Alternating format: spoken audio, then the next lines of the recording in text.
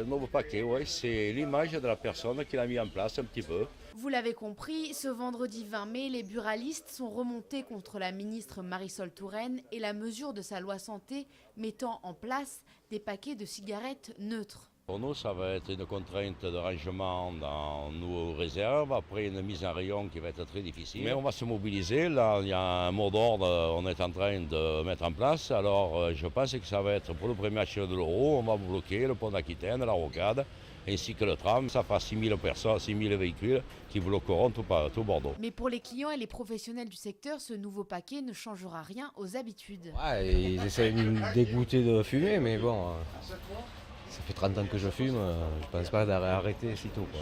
Moi-même fumeur, ça ne m'empêchera pas de continuer à fumer. Au début, ils vont être un petit peu réticents, ils vont regarder le paquet, mais ils vont continuer pareil. Parce qu'en fait, c'est le goût, ils ne regardent pas trop le paquet. Quelques-uns vont acheter sûrement des cash, mais ça va continuer pareil.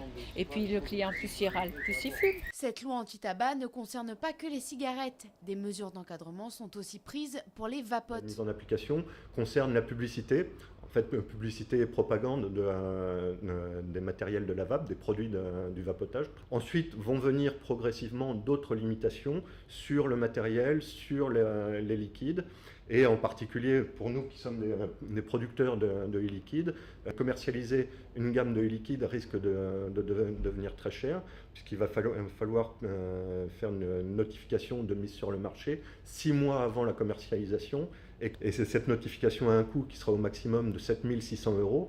Et nous qui sommes des petits artisans, on n'a pas du tout la puissance financière pour pouvoir continuer à produire des liquides dans ces conditions-là. Les buralistes et les vendeurs de liquides de vapote ont jusqu'à la fin de l'année pour écouler leur stock.